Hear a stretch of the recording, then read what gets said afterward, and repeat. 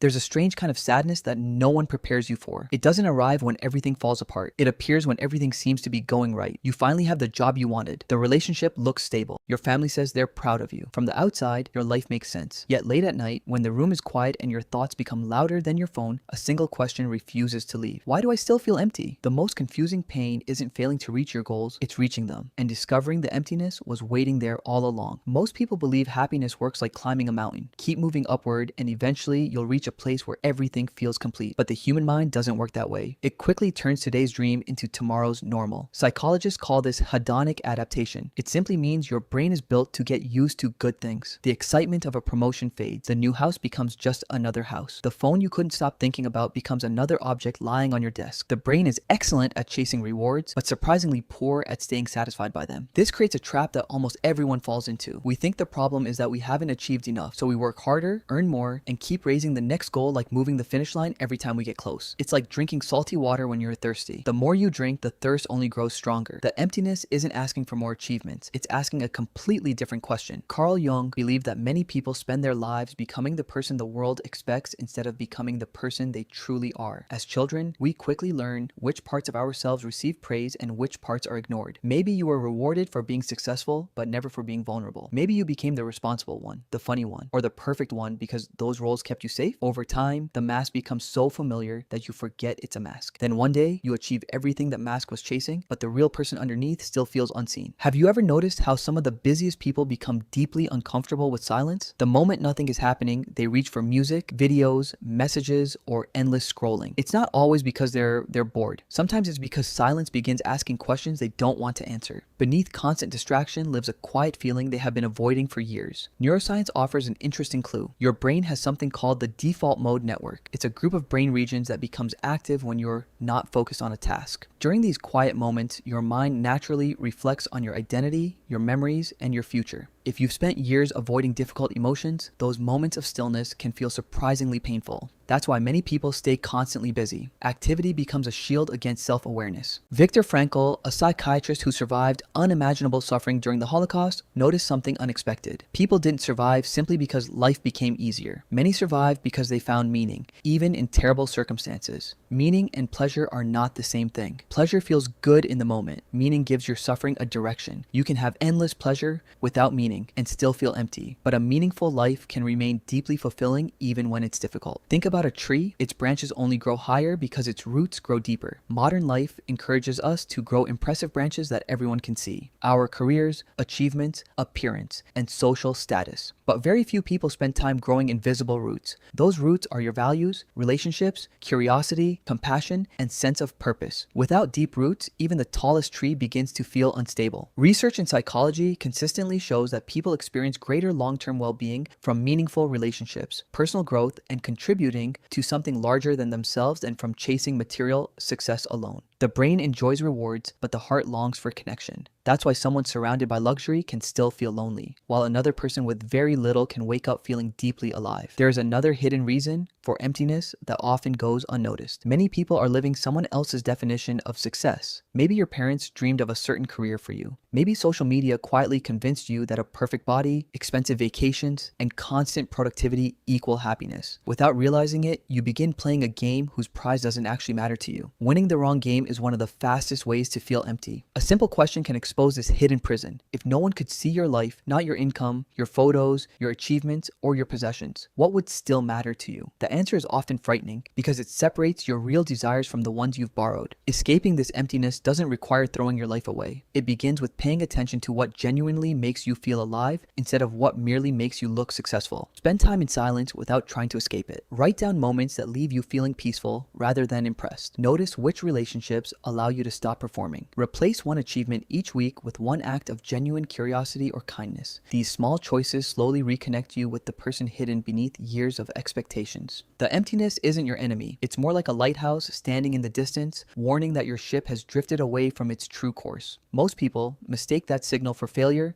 and sail even faster in the wrong direction. But the feeling you've been trying to escape may actually be pointing you home. Perhaps the greatest tragedy isn't living an unsuccessful life. It's living a successful life that never truly belonged to you. And maybe the emptiness you feel today isn't proof that something is missing. Maybe it's the first honest sign that the real you is finally asking to be found.